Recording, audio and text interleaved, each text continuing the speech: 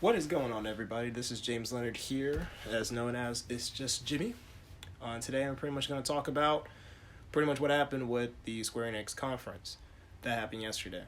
That was a very expected direct, or more or less, conference that I was expecting. I was expecting a lot from that, and it delivered a lot. And as I mentioned before in one of the videos I was talking about with my pre-predictions, I mentioned that they probably was going to start off with Final Fantasy either first or last. I could have gone wrong either way. And they started with Final Fantasy 7. And they delivered. They came in there with so much gameplay. They showed out more dialogue. Pretty much overall the story and the design. The design was really crisp. And as always, like I mentioned before, with any game, especially when Square Enix takes their time on it, they deliver. That game looks so beautiful. They pretty much showed more or less the boss battle scene, if you're familiar with Final Fantasy 7, of when Cloud and Barret was facing against this giant robot.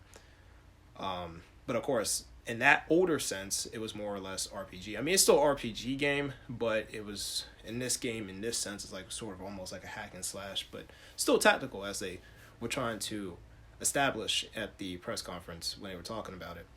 And so, with that being said, they showed off new features for the game, such as this thing called ATB.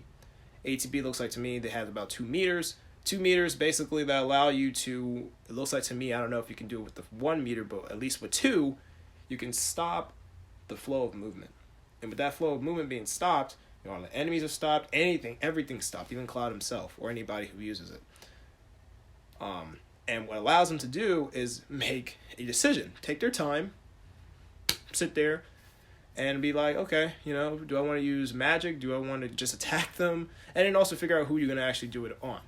It's almost, in a sense, going back to the RPG gaming, because with RPG games in general, whether you play Pokemon or just, again, Final Fantasy, you know, when it's like a turn-based. It's your turn, so you could kind of take all the time you're in the world, because there's no time limit as more cases to decide, okay, which attack I'm going to do. So it's kind of like that feel of that being brought back in this sense, and it's pretty cool.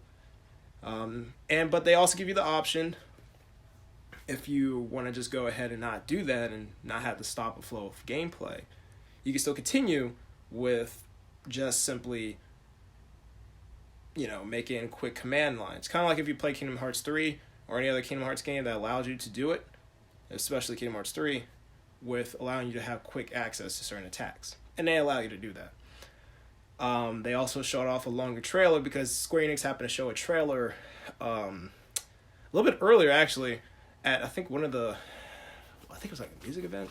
I didn't see it. But I think it was shown off during that event. So I refrained from looking at that because I was waiting for the conference.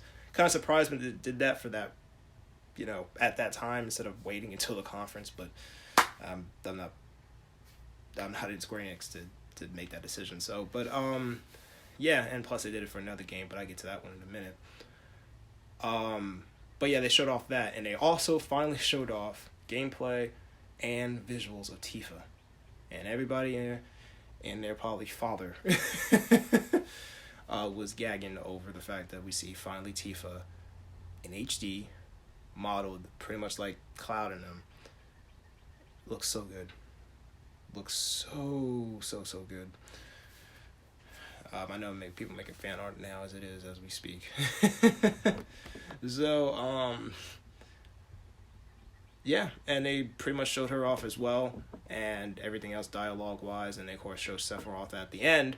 Re-edition, basically, again, like I said, for a lot of these scenes being put on from RPG gaming. So, overall, very pleased. And the game is coming out in March 3rd, 2020. So, it's going to be kind of almost like a repeat of this past year, basically, where there was a game coming out about every single month. So, yeah, because there's more games that's coming out around that time frame. But that's definitely going to be one for me, day one, to pick up. It's going to be flooded in probably stores to go and pick this game up. So, Yep, they even showed off deluxe edition. You know, because of course the trend nowadays is the deluxe edition, and they also showed off looks like to me a collector's edition, which I can already guesstimate that that's gonna probably be about $300. I'm not gonna even front about it. I have seen collector's editions that would be like almost $400, maybe even more, but 300 I feel like that would be, because the thing is they allow you to have Cloud on his bike, his signature bike, so that's pretty cool. So who knows? They also have materia that allow you to, you know, for summons. So we all just kind of been confirmed to have summons in this game. And I'm like, oh yes. So this game is going to be nuts, and I love it. So that's pretty much all I can pretty much say or remember a lot from yesterday's conference, note-wise, from Final Fantasy VII. Moving on to the next game that was also given information about finally, and a lot of it too, was the Avengers game. The Avengers game, which right now, I don't know if they have a special title for it or it's just going to be called Avengers. It's just going to be Avengers. So they happen to have that title out there, and so they made and showed gameplay and footage. And to me, it looks pretty clean. Of course, it's still a working product still, so they may like add more stuff to it. But from what I've seen, it looks really clean. So I'm liking what they're doing with this game. So, you know, right now they only have is pretty much 5 of the Avengers, being Captain America, Iron Man, Hulk, Thor, and Black Widow. I'm kind of curious though, I don't know if they explained it about that they're missing Hawkeye. I mean, obviously they're not trying to make it into terms of the movie that they had, you know, back in 2012. But Hawkeye, I mean, it's kind of weird to just have 5, and you could just add Hawkeye in there a little bit, you know?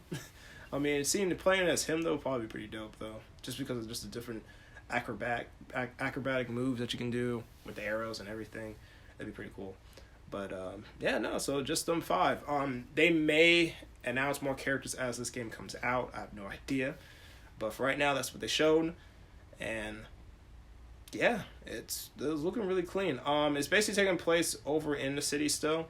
Don't know exactly what the story's gonna be going in detailed form, and so they probably may elaborate on that as months to come. Yeah, and that's kind of about pretty much, you know, the sum of what's going on. You know, this just catastrophe that happened in the city. Even though they were obviously trying to save the city, kind of one of the airships exploded and having to put damage upon a lot of things that happened on the city. And so then years later, you know, you see like Cap with a statue, Thor's hammer on a tombstone in a sense, even though I saw electricity come around that handle, so obviously, you know, come on now, Thor being dead, come on now. And then we see Tony and Banner going back and forth, you know, pretty much debating on what had happened, who failed who, and everything else like that. So, and they all band together again, you know. So, because again, they are strong together when they're together. Separately, yeah, they're strong in their own right, but you know, they only got a certain amount of limitations. So, you know the whole thing about Avengers. So they also showed off the voice actors, such as ones like Laura Bailey. I love her voice acting for a lot of characters as well, like Blaze, and a lot of other characters as well that she played for. I think she played as Rogue. I don't know if she played as Rogue. She played for a lot of characters, but I was glad that she was one of them. She's of course voice acting as Black Widow, so that's pretty cool. But yeah, that's kind of about it. They also showed and mentioned about the fact that there's going to be some exclusive stuff that's going for Sony for PlayStation. So that's pretty cool to hear. And also they showed, and not so much showed, but they also mentioned about multiplayer online. And they said like you can have a team up to 4 and go nuts. So that's pretty cool. That's pretty cool. So it's almost in a sense of almost like Ultimate Alliance in a sense, like banding together and defeating the opposition. So we'll see how that goes. Again, they haven't shown much of it though. I think they have a booth maybe. I know they have a booth for Final Fantasy VII, but I don't know if they have a booth for Avengers in terms of gameplay wise. I could be wrong, but yeah. So that's kind of about it. They also showed a bunch of stuff, like they have a Square Enix music. They have an album basically of music that was coming from anything that was made from Square Enix, such as Final Fantasy. So you can listen to a lot of your favorite tunes and everything, and rock to it. They have it on so many different platforms, so you should be able to get it on any. They also have some other stuff like Final Fantasy Crystal Chronicles 5 Remastered Edition. I didn't play it, but it's being remastered, as said, and it's going to be on a lot of platforms such as PS4, the Switch, the iOS, and Android. It's supposed to be coming around sometime this winter. Of course, they haven't really released it on that date yet.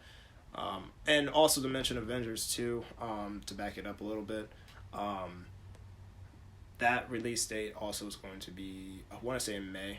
It's supposed to launch back in May. I don't think they established a date yet for it. I think they did, but don't quote me on it. But it's supposed to be in May.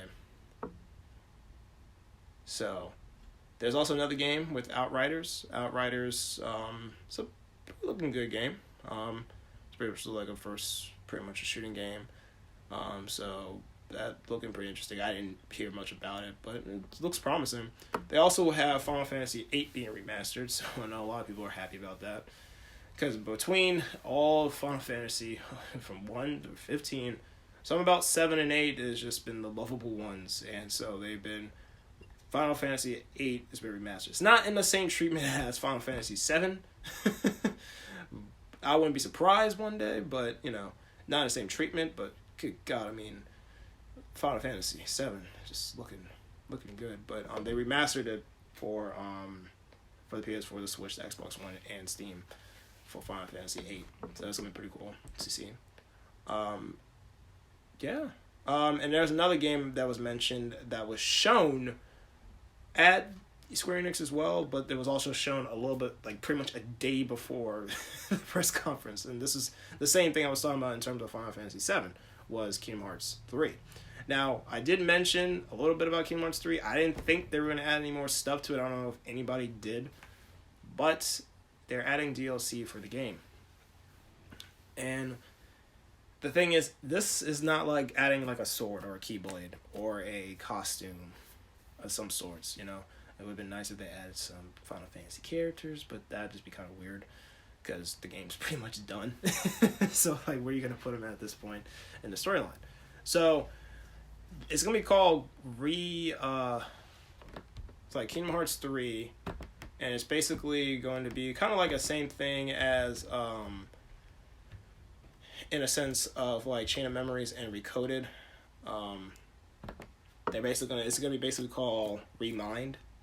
So it's going to be Kingdom Hearts 3 Remind, and so that game or that DLC is going to be coming out sometime in the winter. So that's going to be cool. Pretty much from the looks of it, because again, they didn't really elaborate on it, they just showed it on video, that game basically is going to show you playing as Riku and Aqua and not Ventus, but Roxas. Just a name of characters. I don't know if any other characters going to be played, but those are the 3 so far that you can see that could be played. However, it's funny that Riku and Aqua, they were already playable in Kingdom Hearts 3, maybe about 1 or twice in the game.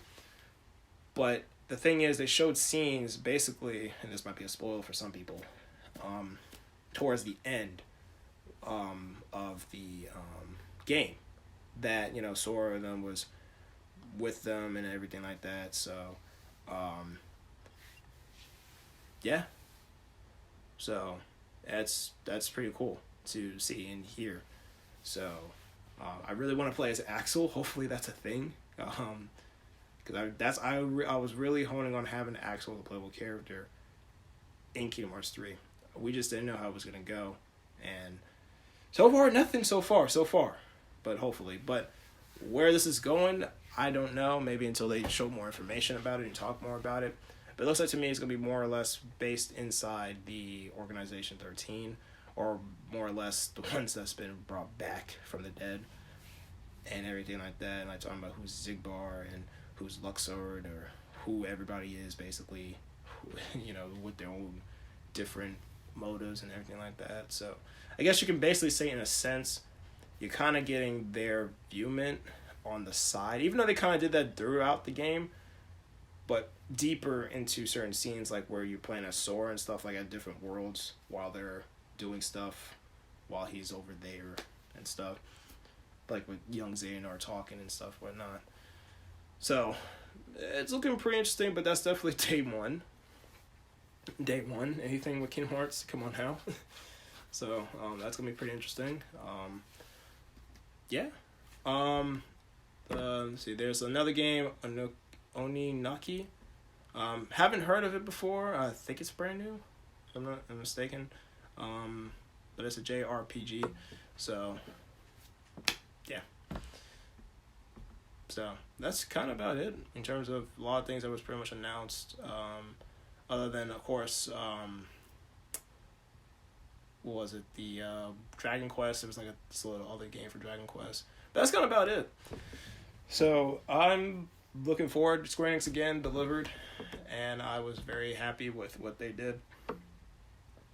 So yeah, more news to come for pretty much about all those games that were just about announced. So we'll see how this goes. And that's all I have to say about it. Thank you for listening and watching. This is It's Jimmy, It's Just Jimmy, signing out.